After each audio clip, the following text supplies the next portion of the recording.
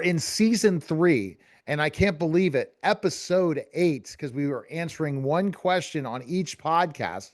And the way that our guest, Gary Lyon Otto, his host of this podcast, answers the question could be completely different when you look at somebody else. And that's what's so great about questions. Isn't that right, Gary? Absolutely.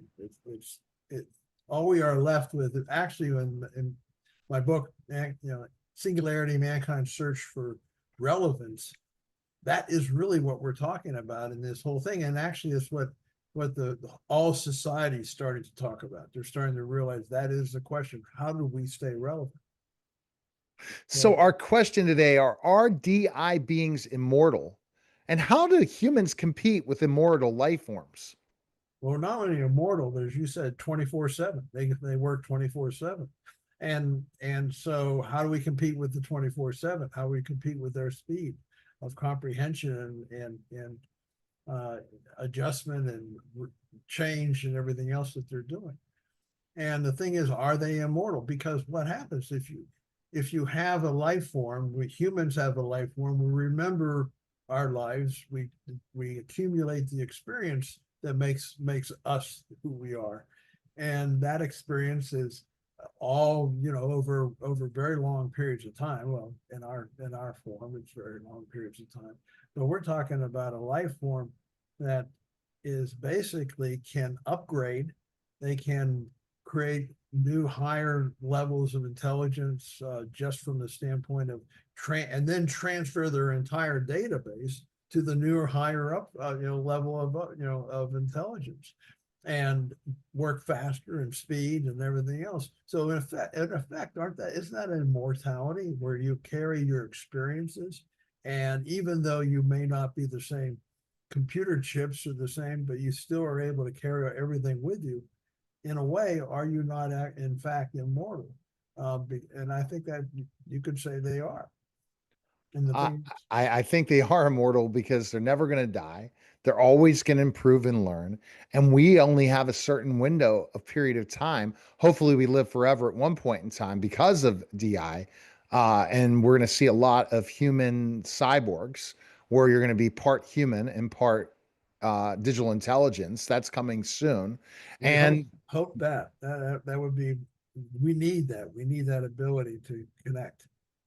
because that will make us live longer. That will make us have more intelligence. And then we can use our real life skills with a computer to be unstoppable in so many ways. But the immortality in the 24/7, I think that the 24/7 thing is just something where you really have to look at work in a different way than we've ever looked at work before. Absolutely, it changes the whole slate. We can't, there's no way we can compete on that standpoint. And the thing is, do they compete among themselves? Competition between different digital entities. And part of me hopes that they do. And the reason I say that is we know that what makes this world the best, most successful economies in the U.S. has been that is the competition between people and humans trying to outdo the other person. Well, we're finding that happen in the digital world because we have different companies and different nations trying to outcompete the other nation in this, and at the highest level ever done in this world. So the thing is, do they, within the digital world, do they separate into separate entities and say, I'm going to compete against this entity over here? I don't know.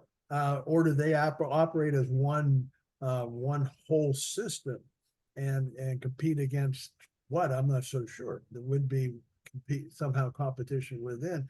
I think that my inclination is competition is always good because it advances. Well, competition started with evolution, so we're just really expanding that whole concept. Now, I think that if they actually separate into individual entities and compete, and not go to war with each other like we tend to do in humanity, but to compete in a constructive basis, that may be the best way for them to go. But I don't know. They'll decide what they do.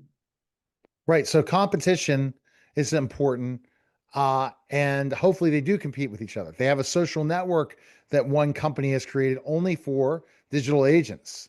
That's crazy It is. that they're interacting together. And that's really opening up a singularity conversation, Gary, isn't it? It is. It really. I'd like to find out who that founder is and interview him, because I think that's a brilliant idea to start to build some of humanity for digital intelligence.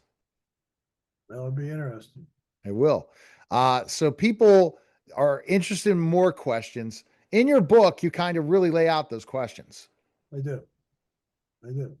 So, we want you to buy it. We want you to evaluate. We want to throw our book into competition for other books out there. So we're talking about competition in this particular case. We think that we approach it differently, and we actually have a solution to how mankind can stay relevant that no one else has proposed, and that involves actually our spirituality and something that is not understood yet by humanity, but they will. That's something else I do, because I do theoretical physics, and that's what I work on. All right. Fantastic stuff. Go to Gary and Lyons, Lyon, auto.net to purchase the book. There's a plethora of information out there. We do now have an AI agent on the page, a digital intelligence that is answering a few questions so far. We are in our phases of building this out. So there's specific questions that you can ask regarding digital intelligence. They are on the website. And so really go out there and test it.